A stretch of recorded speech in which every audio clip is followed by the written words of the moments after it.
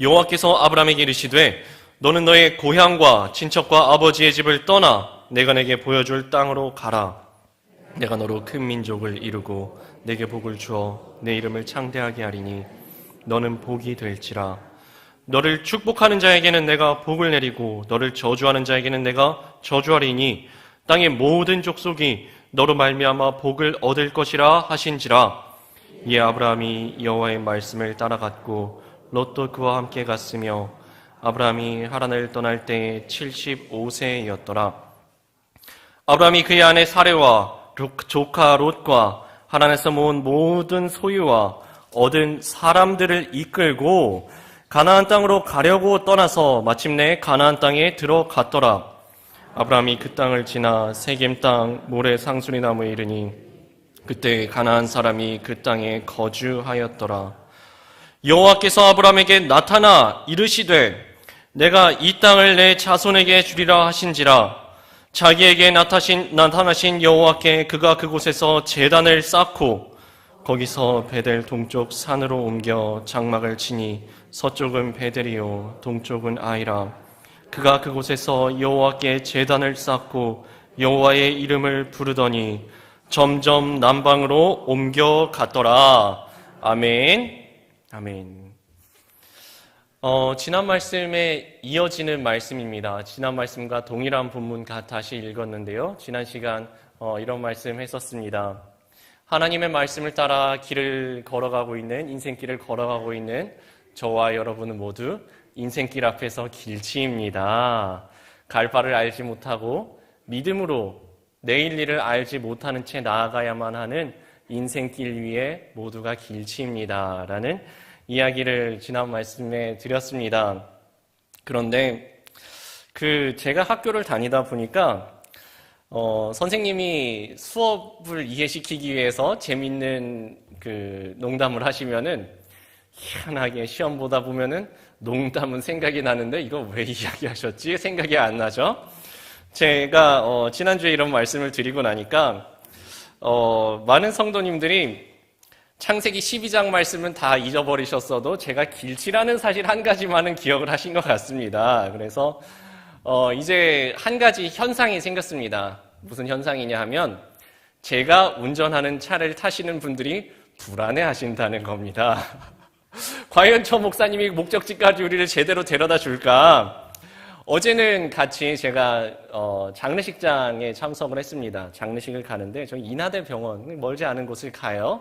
멀지 않은 곳을 가지만 저는 모르는 길입니다. 당연히 저는 내비를 찍고 갑니다. 가는데 뒤에 앉아 계신 남자 권사님들이 얼마나 불안해하시는지 목사님 2차선을 타시면 안 됩니다. 목사님 이 신호에는 건너가셨어야 하는 겁니다. 목사님 여기는 좌회전 준비하셔야 됩니다. 얼마나 불안해하시던지 걱정 안 하셔도 됩니다. 내비가 다 알려줍니다. 또 주일에는 저는 이제 청년부 예배 드리고 있는데 김희철 목사님이 이런 말씀을 오후 예배 때 하셨다는 이야기가 제 소문으로 들었습니다. 이미 다 들으셨군요. 무슨 얘기를 하셨냐 하면은 조 목사님은 신호를 외우고 다닌다더라 라는 말씀을 하셨다고 하더라고요. 이게 조금 와전된 이야기인데 제가 요 앞에 GS25 편의점 앞에 있는 그 신호, 지능 아파트에서 넘어오는 그 신호를 2개는 외웠어요. 어떤 신호를 외웠냐 하면은 이 신호를 넘으면 지각하지 않고 세이프다. 그리고 이 신호 넘으면 참고로 29분에 신호가 하나 열려요. 29분에 열리는 신호를 넘으면 제가 지각하지 않고 세이프로 들어옵니다. 그 다음 신호는 31분에 열립니다. 그거 넘으면은 이제 지각하는 거예요. 그거 2개 외웠는데 이걸 또 지독한 사람을 만들어 놓으셨더라고요. 김희철 목사님. 제가 그렇게까지 지독한 사람은 아닙니다. 이게 그런 거예요. 왜 여러분 이 여성분들 많이 계시니까 요리할 때도 보면은 꼭 초보는 외워서 해요. 쌀 2컵, 물 5컵, 간장 몇 컵이었지? 자, 간장 5스푼, 소금은 2스푼. 야, 왜 큰 스푼이야? 작은 스푼이야? 초보예요. 이제 고수가 되신 분들은 그냥 쌀 푹, 물 푹, 간장 샥, 불도 모르는 사람들이 시계 봐가면서 중불로 5분을 하라 그랬는데 약한 불로 2분 이러시지. 고수들은 쓱 한 번 해서 국자럼 싹 드시고 간이 많네. 아니면 소금 조금 넣어. 다 끓었네. 딱 불 끄시죠. 이게 고수랑 초보랑 차이예요. 초보들은 꼭 이게 외워서 하는 거예요. 고수들은 안 외워도 감으로 아는 거예요. 제가 뭐 몇 가지 잘 못하는 게 있는데 제가 참고로 길치, 몸치, 박치입니다. 저 찬양할 때 별로 티가 안 나죠? 이제 박자감이 좋으신 분들은 주 예수만 나의 힘 되고 자연스럽게 쫙 가시는데 저 같은 박치들은 속에서 세고 있는 거예요. 하나, 둘, 셋, 넷, 둘, 셋, 넷 하면서 이제 하는 거죠. 티 안 나게. 네. 그런 거예요. 제가 익숙치가 않으니까 적응해 보려고 노력하는 거지. 그거 오해하시면 김총수님 어디 앉아 계시지? 네, 오해하시면 안 됩니다. 네. 다시 한번 오늘 말씀으로 들어옵니다. 저나 여러분이나 길을 잘 아시는 분이나 또는 길눈이 좀 어두우신 분이나 인생길 앞에서는 너나 할 것 없이 내일 일을 알지 못하는 길치일 뿐이라고 했습니다. 아브라함도 믿음으로 주님의 말씀 따라 나아갈 때에 믿음으로 말씀 따라가지만 사실은 갈 바를 알지 못하고 내가 너에게 보여줄 땅으로 걸어가야만 하는 인생길의 길치로 갈 바를 알지 못하고 그 길을 걸어 나선 그 길 위의 이야기 창세기 12장 계속 가보겠습니다. 4절 말씀입니다. 이에 아브라함이 여호와의 말씀을 따라갔고 롯도 그와 함께 갔으며 아브라함이 하란을 떠날 때에 75세였더라. 자, 여기 보면은 아브라함은 여호와의 말씀을 따라갔다라고 되어 있습니다. 여호와의 말씀을 따라갈 때 나이도 나오죠. 몇 살이래요? 75세였다고 합니다. 참고로 아브라함은 175세까지 살았습니다. 그러니까 지금 수명보다는 훨씬 오래 살으셨죠? 약간 2배보다는 조금 못 살게 사셨으니까. 그러니까 지금 수준에서 75세보다는 조금 더 노화는 덜 되셨을 거예요. 그런데 겉보기에 조금 몸이 좀 더 건강하셨을 수 있을 거고 노화가 좀 덜 됐을 수 있지만 75년의 세월이 어디 간 거는 아닙니다. 그러니까 그 경험은 그대로 75년의 세월의 경험이 그대로 쌓여 있는 거예요. 왜 보면은 아직 뭔가 경험이 없는 애들, 이제 막 처음 배우는 애들은 가르치면 가르치는 대로 따라오지만 이제 좀 내 생각이 쌓이고 내 경험이 쌓이고 내 주관이 생기면 이거 바꾸기가 쉽지 않죠? 지금 이제 75세 언저리에 계신 분들도 계시고 넘으신 분들도 계시고 조금 안 되시는 분들도 계실 텐데 75년 동안 인생의 주관이 생겼습니다. 내가 익숙한 장소가 생겼고 익숙한 삶의 방식이 이미 굳어진 상태입니다. 75년이면 충분히 내 경험은 경험만큼 쌓인 시절이에요. 그런데 이 삶의 모든 것을 송두리째 바꾸라는 말씀 따라가는 게 쉬웠겠냐라는 말씀입니다. 쉬웠겠냐라는 말씀입니다. 특히 이사 가는 게 쉬웠겠냐 말씀입니다. 저는 어렸을 때 이사를 정말 많이 다녔습니다. 제가 정말이라고 이렇게 힘주어서 말씀드릴 수 있는 이유를 한번 들어보세요. 저는 집이 저 멀리 지방이었다고 했었죠. 그래서 제가 서울에 기숙사로 들어오는 순간부터 정해진 운명이 있습니다. 저는 1년에 4번은 최소한 이사를 해야 됐습니다. 처음에 3월에 봄학기 개강하면 기숙사 입주하느라 이사를 해야 됩니다. 그리고 여름방학 하면은 짐 빼래요. 또 이사해서 나와야 돼요. 여름방학 끝나고 가을학기 시작하면 다시 이사해서 들어가야 됩니다. 겨울방학 할 때 되면 또 나가래요. 나가야 됩니다. 최소한 4번의 이사를 1년마다 했어야 됐습니다. 그러니까 대학교 졸업할 때까지 계속 이사를 엄청나게 많이 했겠죠. 근데 뭐 젊으니까 그리고 특별히 저 혼자니까 그렇게 이사를 1년에 4번씩 10번도 넘게 그렇게 그냥 했었던 것 같아요. 물론 힘들긴 힘들었지만. 그런데 지금 와서 하라 그러면 저는 못할 것 같아요. 1년에 4번씩 이사 못할 것 같아요. 여러분들은 어떠십니까? 1년에 4번씩 이사하실 자신 있으신가요? 매년? 쉽지 않으실걸요? 엔간해서 그렇게 못하실걸요? 그런데 지금 아브라함은 저 약속의 땅 가나안까지 한 번에 간 것이 아닙니다. 장막을 치면서 오늘은 여기서 장막 치고 걷고 이동하고 머물렀다가 걷고 이동하고 머물렀다가 다시 걷고 이동했다가 머무르는 것을 계속 반복해야 하는 상황입니다. 이 이사가 지금 무슨 서울에서 부산, 인천에서 서울로 이사 갈 때 이삿짐 센터에서 하루 만에 그냥 착 하고 가서 집에서 정착해서 살 수 있는 그런 이사가 아니라고요. 계속 천막을 폈다 걷었다를 반복하면서 적응할 만한 손 치면은 다시 이사를 가고 또 다시 적응할 만한 손 치면 다시 이사를 떠나야만 하는 끊임없이 나그네 길을 걸어 나가야 하는 그 상황이라고요.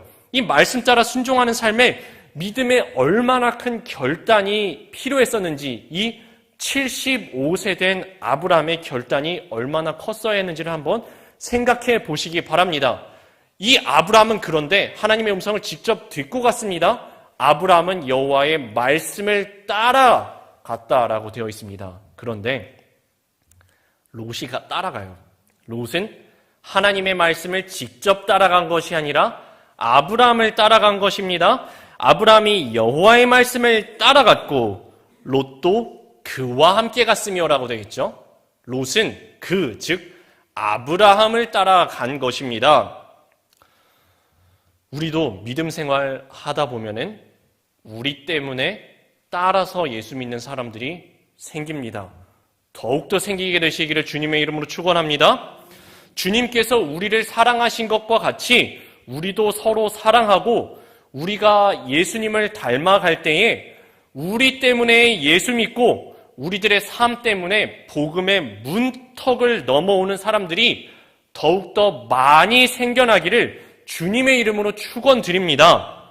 그런데 이 자리에서 제가 한 가지 축복을 더 드리고 싶습니다. 그 축복은 뭐냐 하면 그렇게 복음의 문턱을, 교회의 문턱을 넘어오신 분들이 언제까지고 간신히 문턱만 넘어온 그 수준에서 머물러서 여러분을 보고서 교회 나오는 것, 여러분을 보고서 예수 믿는 것, 또는 다른 어떤 이유 때문에 예수 믿는 것을 넘어서서 이제 문턱을 넘어섰으면 시선이 하나님께로 온전히 향하는 믿음의 성장이 또한 이루어지기를 주님의 이름으로 축원합니다. 요한복음 4장에 보면은 이런 이야기가 나옵니다. 예수님께서 우물가에서 사마리아 여인을 만나시죠. 그리고 그와 대화하시는 중에 이 여인이 깨닫습니다. 이분은 그냥 유대인 어떤 이상한 남자 중에 한 사람이 아니라 하나님의 아들 예수 그리스도, 우리가 기다리던 메시아, 우리에게 생명의 물을 주실, 우리 안에서 생명의 샘물이 솟아나올 이 물을 마시면 다시 목마르려니와 이 주님께서 주시는, 이 예수님께서 주시는 물을 마시면 영원토록 목마르지 아니하는 생명의 샘물을 주실 분이 이분이라는 것을 깨닫습니다. 그리고 물동이를 버려두고 마을로 가서 소리칩니다. 내가 메시아를 만났다고, 내 이전에 있었던 모든 인들을 다 알아맞춘 대단한 능력 있는 분을 내가 만났다고 소리칩니다. 그래서 이 마을 사람들이 다 그렇게 대단한 양반이 있어? 하고서 나와서 예수님으로 오는 문턱을 넘어옵니다. 그런데 이 사람들이 예수님을 직접 만나서 그분의 말씀을 듣고 나서 4장 저기 후반부에 4장 42절에 보면 이렇게 말씀하는 것이 나옵니다. 그 여자에게 말하되 이제 우리가 믿는 것은 너희의 말로 인함이 아니니 이는 우리가 친히 듣고 그가 참으로 세상의 구주신 줄을 알미라 하였더라. 이 무슨 말씀입니까? 그래, 내가 처음에 예수님을 만나게 된 그 문턱을 넘어오는 것까지는 당신 그 사마리아 여인의 말을 듣고 너를 보고 신기한 일이 있어? 야, 그렇게 대단한 일이 있어? 하고서 문턱을 넘어온 것은 사실인데 이제는 우리가 믿는 것은 너의 때문에 문턱을 넘어왔지만 이제는 너의 말 때문에 믿는 것이 아니고 우리가 그분의 음성을 친히 들었고 이제는 친히 그가 참으로 우리 세상의 구주이신 줄을 알게 되었다. 그렇기 때문에 우리는 믿는다. 라고 고백한 이 고백을 한번 보십시오. 처음엔 이 사람들이 사람 따라 예수님 갔습니다. 그런데 결국엔 말씀 듣고 주님 앞에서 주님께서 친히 세상의 구주가 되신 것을 알고서 영접하고 변화가 되었다는 것입니다. 사실 믿음의 발걸음들이 다 그렇지 않습니까? 처음에는 다양한 동기와 다양한 계기로 하나님을 찾아옵니다. 그것은 매우 좋은 복음 전파의 방법입니다. 예수님께서도 그렇게 하셨습니다. 병 걸린 사람들을 만나시면 병을 고쳐주시고, 귀신 들린 사람들 만나시면 귀신 쫓아주시고, 배고픈 사람 만나시면 그 사람들에게 먹을 것을 주셨습니다. 예수님께서도 그렇게 하셨어요. 그런데 그렇게 문턱을 넘어온 사람들에게는 어느 순간 이렇게 말씀하시기 시작합니다. 내가 생명의 떡이다. 내가 너희에게 주고 싶은 것은 이 지금 먹으면 다시 목마르는 이 우물물을 주려고 하는 것이 아니라 내가 주는 생명수, 다시는 목마르지 아니할 생명수, 그 속에서 생명의 샘물이 흘러나오는 것. 나는 내가 산 떡이니 나를 먹는 자는 영생하게 되는 것. 주 예수 그리스도, 그로 말미암는 생명, 영원하는 생명, 참되신 주님과 동행하는 것, 영접하는 자, 곧 그 이름을 믿는 자들에게는 하나님의 자녀가 되는 권세를 주시는 것, 그것을 주고 싶으셨던 것입니다. 근데 문턱을 넘어와서 계속 그 신앙의 초보의 수준에서만 머무르면 어느 시점에서 갈림길이 생겨요. 어떤 갈림길이냐 하면은 빵을 안 주시면 안 따라가게 되는 갈림길이 생겨요. 병을 안 고쳐주시면 안 따라가게 되는 갈림길이 생겨요. 내가 해주시는 소원을 이루어주시지 않으면 안 따라가게 되는 갈림길이 생긴다고요. 처음에는 분명히 이것이 좋은 전도의 방법이었고 신앙의 문턱으로 넘어오는 너무너무 좋은 방법이었는데 이 신앙의 초보의 단계에서 머무르고 천년만년 거기서 계속 얕은 물가에서 노는 것이 아니라 이제 어느 순간이 되면은 깊은 물로 신앙의 깊은 데로 나아가야 된다고요. 그렇지 않으면 조금 있으면 이제 롯이 아브람 따라왔다가 소돔으로 가는 얘기가 나옵니다.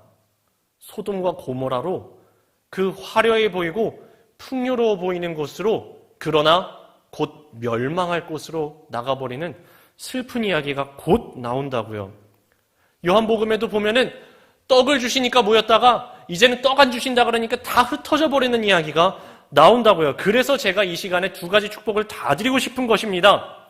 저희 때문에, 여러분 때문에 복음에 관심도 없는 사람들이, 하나님께 관심도 없는 사람들이 그 복음의 문턱을, 교회의 문턱을 넘어서 우리의 삶을 보고서 교회의 문턱을 넘어서 주님께로, 교회의 문턱을 넘어서 복음의 문턱을 넘어서 복음의 첫걸음을 내디디는 축복이 이루어지기를 주님의 이름으로 축원합니다. 또 한 가지 축복은 아까 말씀드린 것처럼 이 문턱을 넘으신 분들이 복음의 초보의 순간에서 항상 머물러 있는 것이 아니라 이제는 신앙이 진보하고 신앙이 한 걸음 더 깊은 물로 나아가서 이제는 우리들의 모습을 봐서 믿는 것도 아니고 떡을 주기 때문에 믿는 것도 아니고 돈을 주기 때문에 믿는 것도 아니고 소원 들어주기 때문에 믿는 것도 아니고 오직 주 예수 한 분만으로, 아까 우리가 찬양한 것처럼 주 예수만 나의 힘 되고 내 만족함 됩니다라고 우리가 고백할 수 있는 신앙의 깊은 데로 나아가는 저와 여러분, 또한 여러분 때문에 전도받은 그 모든 분들 다 되시기를 주님의 이름으로 축원드립니다. 계속해서 나아갑니다. 12장 6절 말씀입니다. 아브라함이 그 땅을 지나 세겜 땅 모래 상수리 나무에 이르니 그때에 가나안 사람이 그 땅에 거주하였더라. 자, 이게 그냥 보면은 되게 그냥 단순한 이야기 같은데 사실은 이게 대단히 심각한 이야기입니다. 아브라함이 말씀 따라 가나안 땅에 도착했는데 상황이 어땠는지 한번 그려보시라는 이야기예요. 빈 땅은 일단 아니었다라는 이야기입니다. 거기에 선주민들이 있었다는 이야기예요. 살고 있는 사람들이 있었다는 이야기예요. 지난 시간에 그랬습니다. 아브라함에게 하나님께서 말씀하실 때 무슨 대단한 청사진을 보여주신 것이 아니라고요. 손에 잡히시는 현금을 주신 것도 아니고 땅 문서, 집 문서를 주신 게 아니라고 했습니다. 그러면 오직 약속 믿고 말씀 믿고 찾아온 이 땅에서 선주민들이, 이 가나안 사람들이 아브라함과 함께 온 이 가족들을 보고서 참 잘 오셨습니다. 우리가 기다리고 있었습니다. 아유, 제가 집을 잘 지어줬으니까 우리 집에서 사세요. 제가 농토도 다 읽어놨으니까 여기서 농사 짓고 사세요. 아유, 장사하고 싶으세요? 장사 판로도 제가 다 뚫어놨으니까 제가 판로를 넘겨드릴게요. 아이고, 유목하시네, 목축하시네. 여기 풀밭이 좋은 데를 제가 맡아놨으니까 이 풀밭을 드리겠습니다. 라고 했을 리가 있을까요? 그럴 리가 없습니다. 그럴 리가 없습니다. 이곳은 이미 이 가나안 사람들이 터잡고서 자기 땅이야, 이 땅은 내 땅이야 라고 생각하고서 살아가고 있는 땅이라는 이야기입니다. 이 가나안 사람들, 가나안 땅이라는 이야기가 어디서 튀어나온 이야기냐 하면은 노아가 있죠. 노아에게 세 아들이 있었습니다. 셈과 함과 야벳이 있었죠. 이 함의 자손의 이름이, 이 함의 아들의 이름이 가나안이었습니다. 그리고 가나안으로부터 수많은 족속들이 이제 나가는 것입니다. 그러니까 여기는 노아의 아들인 함의 아들인 가나안의 자손들이 사는 땅이었던 것입니다. 그 이야기가 10장에 나오는데요. 10장 15에서 19절인데 조금 길긴 한데 여기 보면은 그 출애굽한 이스라엘 백성들이 막 싸웠던 전쟁 이야기에서 한 번씩 들어보셨던 이름들이 줄줄이 나옵니다. 가나안의 자녀들의 이름입니다. 보세요. 가나안은 장자 시돈과 헷을 낳고, 좀 시돈과 헷 어디서 들어본 것 같으시죠? 여부스 족속과 아모리 족속과 기르가스 족속과 히위 족속과 알가 족속과 신 족속과 아르와 족속과 스말 족속과 하마 족속을 낳았더니 이후로 가나안 자손의 족속이 흩어져 나아갔더라. 가나안의 경계는 시돈에서부터 그라를 지나 가사까지와 소돔과 고모라와 아드마와 스보임을 지나 라사까지였더라. 이 가나안이라는 사람의 자손들이 터잡아서 경계를 쳐놓고서 여기는 우리 땅이야 하는 지역이 이제 생겨났다라는 이야기 10장에서 이미 나온 것입니다. 그러니까 이 사람들이, 자, 아주 간단한 생각을 한번 해보십시다. 갔을 때 살기 좋은 땅부터 자리를 잡았을까요? 아니면 제일 살기 힘든 땅부터 차츰차츰 살기 좋은 데로 갔을까요? 당연히 살기 좋은 데부터 자리를 잡았을 겁니다. 자, 저희는 지금 여기 인천 미추홀구 주안동에 있죠.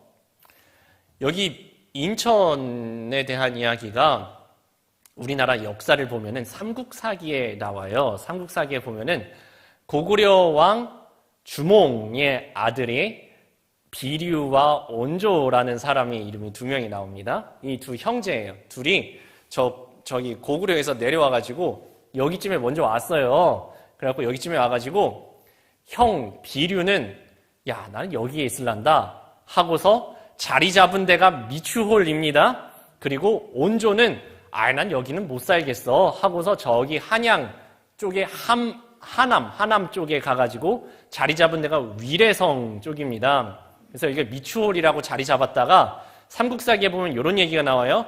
여기는 땅이 습하고 물이 짜서 살기가 어려워가지고 동생 온조네로 다시 이사가가지고 저쪽에 위례성 쪽에 같이 자리 잡아서 백제를 세우게 되었다라는 이야기가 나오는데요. 우리가 여기서 한 가지 유추해 볼 수 있는 게 있습니다. 사람이 사는데 제일 먼저 잡아야 되는 게 마실물이에요. 마실물입니다. 여기 제가 지난번에 노년부 나들이 갈 때 인천에 오랫동안 터잡아 사신 분들한테 그런 이야기를 들었습니다. 인천 인구가 옛날엔 이만큼 많지 않았다고요. 그래서 제가 인구를 대충 한번 찾아봤어요. 경인일보에 나온 인천 인구 숫자입니다. 1895년 9,500명 인천 인구입니다. 1900년 16,445명, 1905년 26,330명, 1910년 31,011명. 자, 이제 인구 통계가 한번 확 뜁니다. 1979년 100만 명을 돌파했습니다. 79년부터 여기 계셨던 분들도 계실 겁니다. 그때가 100만 명 넘었습니다. 그리고 아주 따끈따끈한 최근 통계입니다. 2024년 1월 300만 명을 넘었습니다. 네, 인구가 폭발적으로 늘었죠.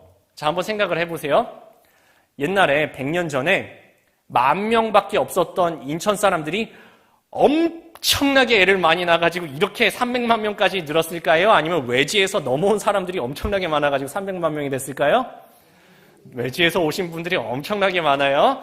그래서 제가 그 통계도 찾아봤습니다.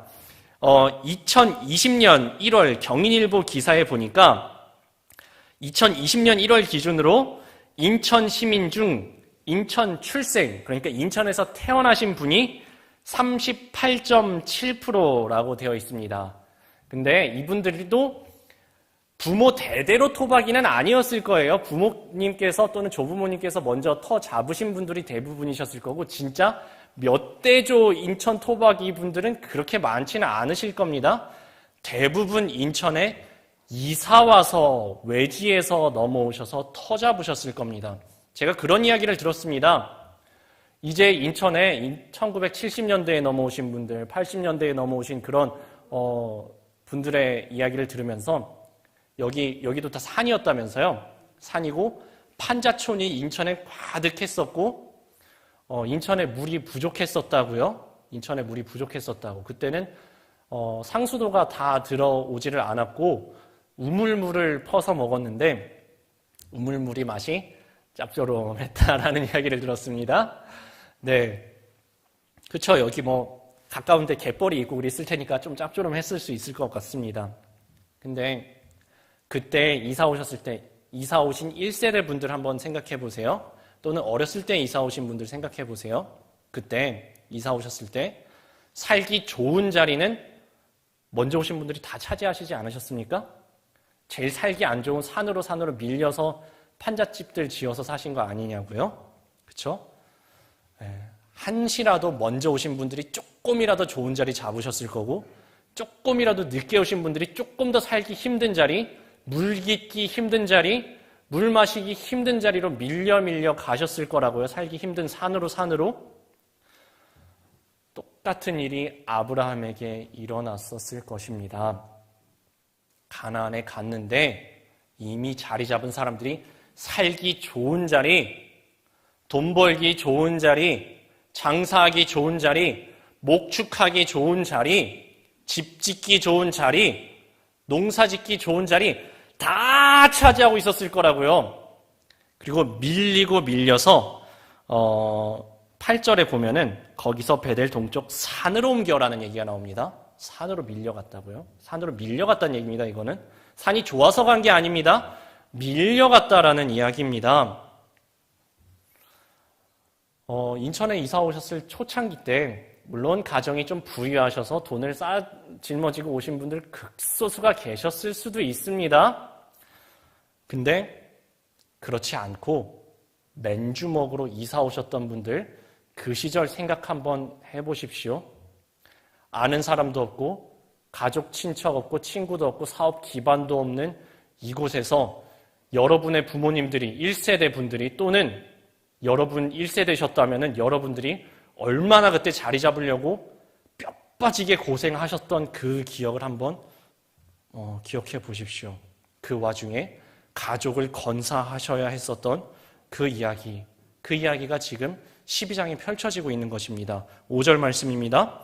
아브라함이 그의 아내 사레와 조카 롯과 하란에서 모은 모든 소유와 얻은 사람들을 이끌고 가나안 땅으로 가려고 떠나서 마침내 가나안 땅에 들어갔더라.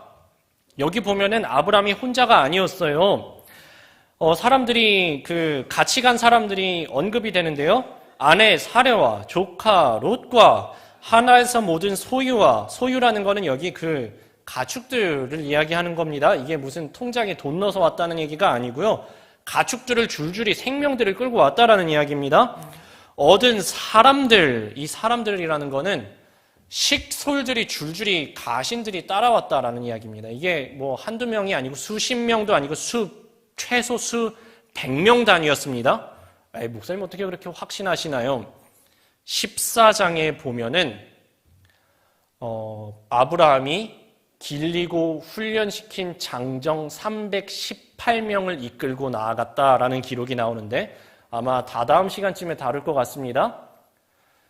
훈련시킨 장정이 318명이었다라는 이야기는 딸린 식구까지 치면은 얼추 1000명이 넘었을 수도 있는 대단위의 무리를 이끌고 왔다라는 것입니다.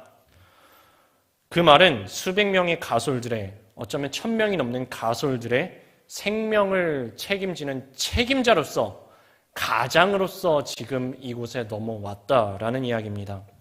저는 이 대목에서 가장이라는 것의 무게에 대해서 생각을 해보았습니다. 이 이야기가 꼭 남자들에만 해당되는 이야기 아닙니다. 여기 앉아 계신 여성분들도 집에 가시면 밥 차려주지 않으면 밥 차려줄 때까지 가만히 굶고 앉아 계신 남편분들 계신 분들 많으실걸요? 네, 그렇죠? 자, 밥 차려주지 않으면 그냥 밥 굶고 앉아 계신 분들도 계시죠? 먹여 살려야 되는 사람들이 줄줄이 딸려 있는, 근데 저희들은 그래봤자 남편, 자식, 어쩌면 손자들 정도 생각하시겠지만 이 아브라함이라는 가장의 무게는 수백 명, 어쩌면 1000명이 넘는 사람들의 생명을 짊어지고 있는 그런 가장이었다라는 이야기예요. 저도 이제 가장이라는 타이틀을 제가 갖게 된 지 이제 얼마 안 됐어요. 저는 가장, 목회자인 가장이 되는 것이 조금 두려웠습니다. 왜냐하면 저부터가 가난한 시골 개척교회 목사님의 목회자의 아들이었기 때문입니다. 저는 어렸을 때 어머니께서 고생하시던 기억들을 많이 있습니다. 근데 아마 제가 본 그 어린 제 눈에 보인 거는 어머니가 실제로 고생하신 거에 10분의 1도 안 됐을 거라고 생각합니다. 저희 집이 이렇게 넉넉치가 못했어요. 학교에서 준비물 끼케야 1,000원짜리 이런 거 사오라고 하는데 1,000원이 없는 거예요. 1,000원짜리 지폐가 없는 거예요. 1,000원짜리 준비물을 사야 돼요 하고 엄마한테 말씀드리면 저는 용돈이 없었어요.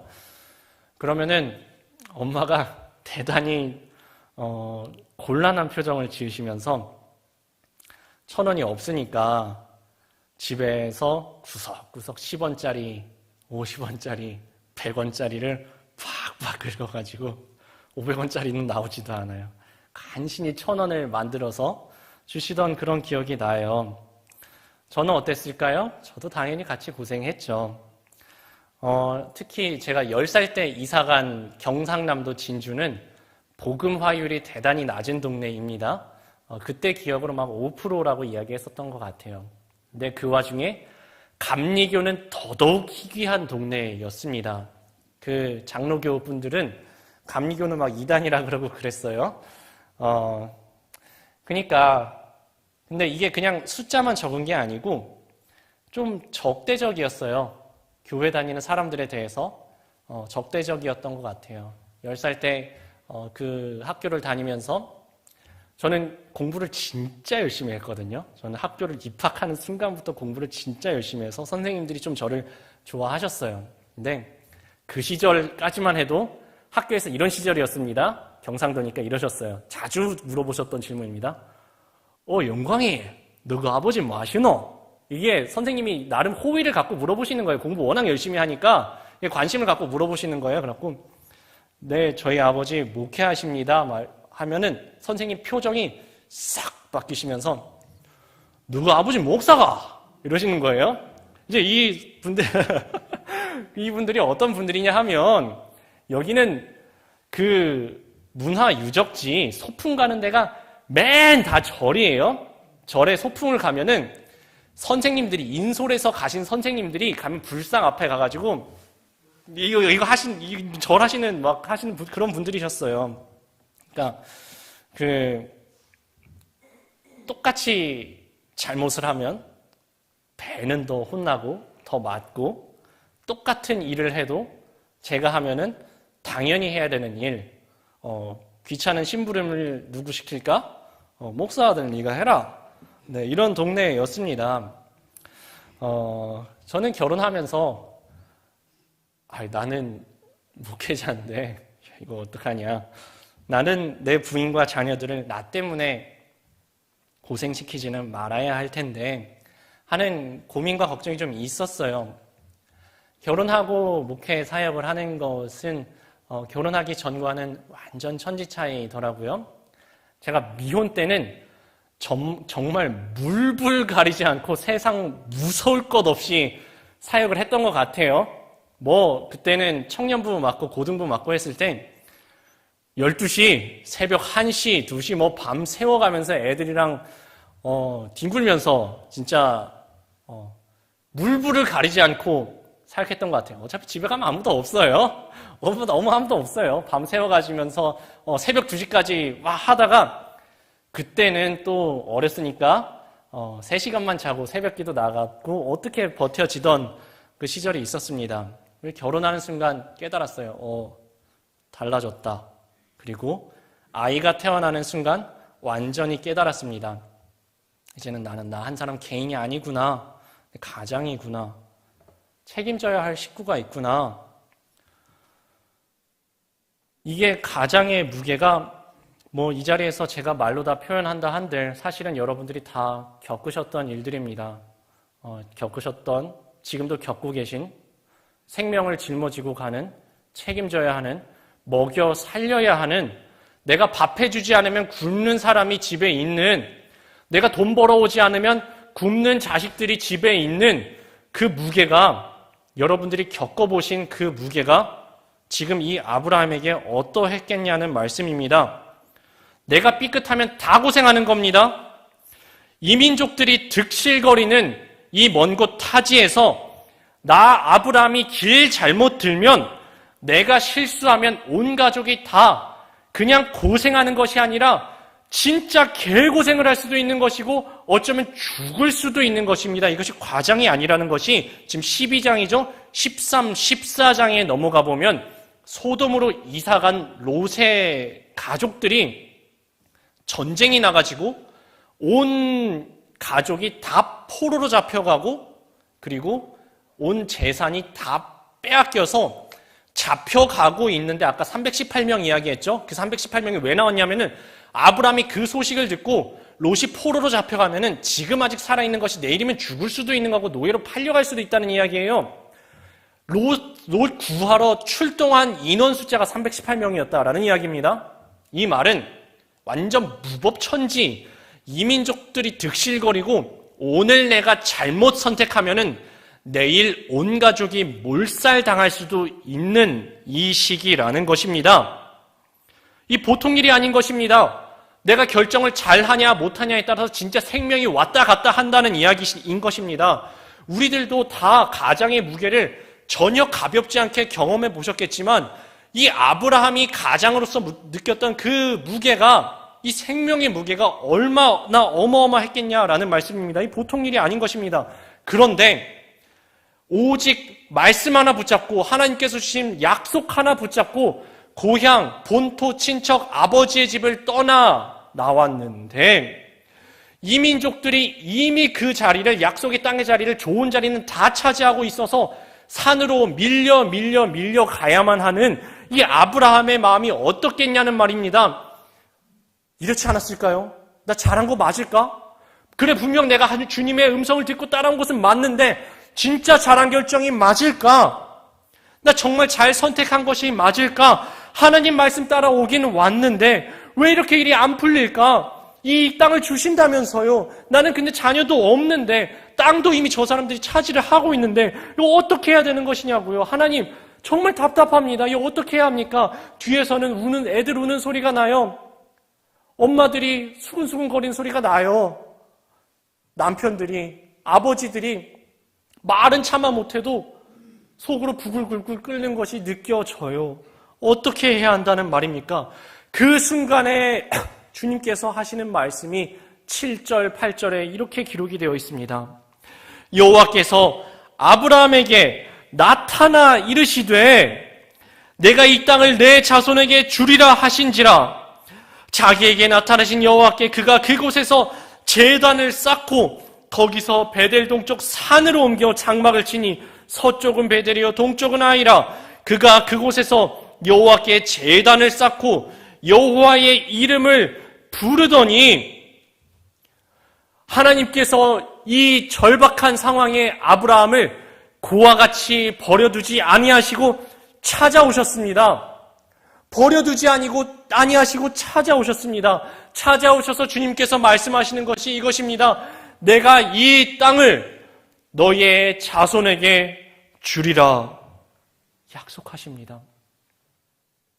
사실 상황은 전혀 녹록지가 않아요. 상황은 너무너무 답답하고 막막하다는 것입니다.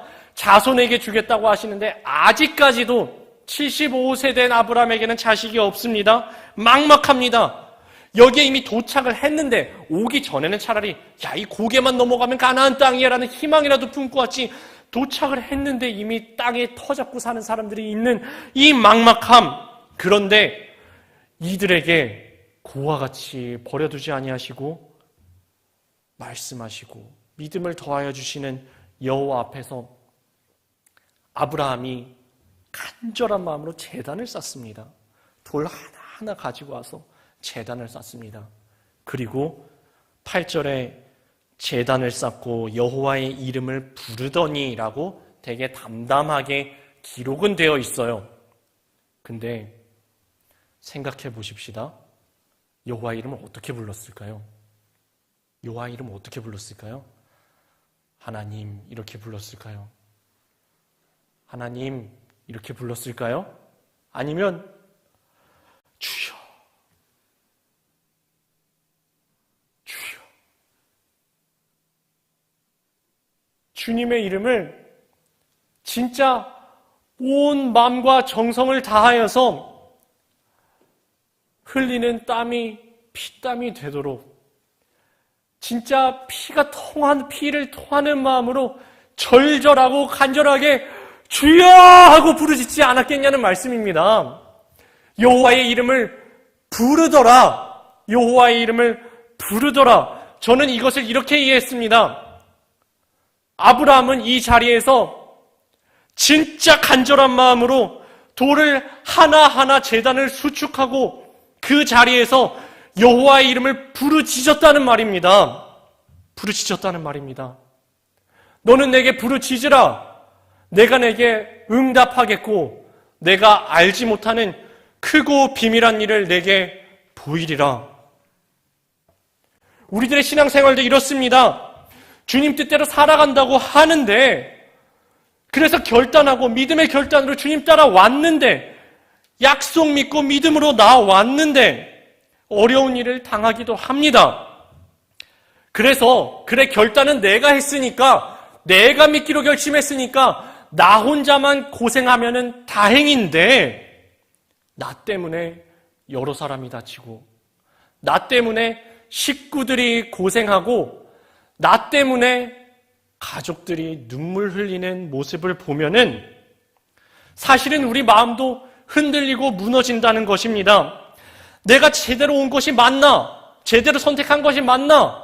하나님께서 나에게 약속하시고 말씀해 주신 것은 사실인데 이 길이 과연 맞나? 내가 선택 한번 잘못하면은 나 때문에 굶는, 나 때문에 우는, 나 때문에 고생하는 식구들이 있는데 우리 어깨에 짊어진 삶의 무게가 신앙의 발걸음을 더더욱 무겁게 짓누르는 상황을 우리는 맞이하게 된다는 것입니다.